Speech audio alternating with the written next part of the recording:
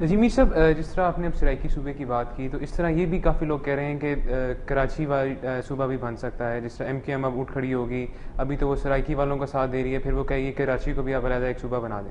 اصل میں ان پہ الزام ہے، لیکن ایم کیو ایم نہیں کہتی کہ سندھ تقسیم ہو.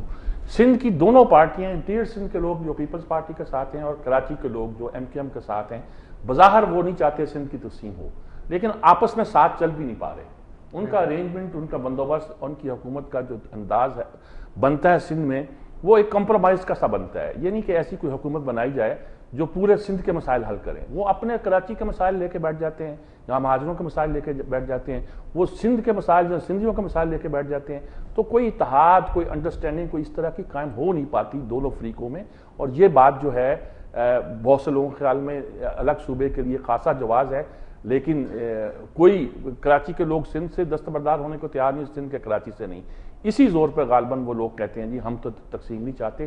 اندر سے شاید ان کو پتہ ہے کہ ساتھ چلنا کتنا اس کا مسائل لے کر آتا ہے ساتھ. بالکل آپ بات کر رہے ہیں کہ رانا ثناءاللہ نے جو ہے انہوں نے بھی کہہ دیا کہ سینٹ سے ہارنے کی وجہ سے سرائکی صوبے کی بات کی جا رہی ہے، اور چیئرمین سینٹ کا انتخاب کا فیصلہ بھی ہے وہ بھی بیچ میں ہے، لٹکا ہوا ہے. اور اس کو آپ کس طرح سے دیکھتے ہیں؟ کیا وہ فیصلہ جو دوبارہ سے فاروق اجتماعی کے لیے کیا جا رہا ہے کیا وہ بہتر ہے یا کوئی اور نیا ڈیسیژن آئے گا؟ چیئرمین جو سینٹ کا فیصلہ ہے وہ بہت ایک فاروق نائک تو بڑے ٹرسٹڈ آدمی تھے، لیکن آپ فیصلہ کر دیا پیپلز پارٹی نے.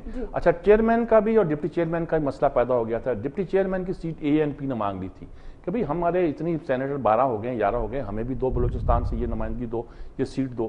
سینیٹر کی چیئرمین سینٹ کی سیٹ ویسے تو سیریمونیل سی لگتی ہے، لیکن اس کی اہمیت یہ ہے جب صدر ملک سے باہر ہو تو چیئرمین سینٹ جو ہوتا ہے وہ صدر ہوتا ہے. اور کوئی بھی صدر یہ رسک لینے کو تیار نہیں ہوتا کہ اس کا جو نائب ہے، ایک طرح کا نائب صدر ہی ہوتا ہے وہ کوئی ایسا آدمی ہے جو اس کی غیر موجودگی میں کوئی ایسا فیصلہ کر دے جو اس کے خلاف جائے.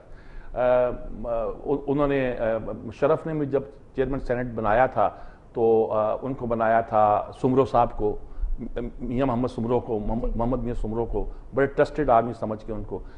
فاروق نائک ان کے ٹرسٹڈ آدمی ہیں، ان کے سارے مقدمے ان کی اس زمانے میں وہی لڑتے رہے ہیں اور وہی ان کے مقدمات ان کے وکیل رہے ہیں.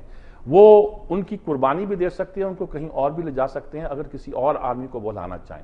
لیکن خیال یہ ہو رہا تھا کہ شاید اعتزاز احسن نام آ رہا تھا، رضا ربانی، لیکن میرے خیال میں دونوں نہیں ہو سکتے. میرا پہلے خیال یہی تھا کہ دونوں نہیں ہو سکتے، اس لیے کہ وہ اتنے ٹرسٹڈ نہیں ہوں گے. زرداری صاحب آج کا تعلقات ٹھیک کر رہے ہیں لیکن ایسے ٹرسٹڈ نہیں ہوں گے کہ بالکل لائن ٹو کریں. رحمان ملک بہتر پوزیشن میں ہیں، یہ سیریمونیل پوسٹ پہ کیوں جائیں گے؟ بابر اعوان کو بھی اب اتنا مشکل لگ رہا تھا کہ ان کو وہاں کیا جائے. فرض اللہ بابر کا نام آ رہا تھا کیونکہ وہ پریزیڈنٹ کے سپوکس پرسن بھی ہے اور ٹرسٹڈ آدمی ہے کہ شاید ان کو لایا جائے، لیکن وہ بھی نہیں لگتا ہے. اب آخر میں لگتا ہے کہ نیر بخاری صاحب جو کہ قائد ایوان تھے سینٹ میں اس سے پہلے پیپلز پارٹی کی طرف سے، ان کو چیئرمین بنانے کا فیصلہ کر لیا گیا ہے، جس کا مطلب ہے کہ کوئی کسی آدمی کو ایڈجسٹ کرنا مقصود نہیں ہے بلکہ فاروق نائک سے کچھ اور کام لینا یا اس کو وہاں سے ہٹا کر کوئی اور ذمہ داریاں سونپنا جو ہے وہ مقصود ہے. مختلف اس کے بارے میں رائے ہو سکتی ہے. میرے صاحب گفتگو ہم جاری رکھیں گے ناظرین، جہاں پر ہم ایک بریک لیتے ہیں. بریک کے بعد آئیں گے اور بات کریں گے چیف جسٹس کے الیکشن کمیشن کے حوالے سے جو فیصلہ ہوا ہے اس پر ہم میر صاحب سے جاننے کی کوشش کریں گے. Stay with us.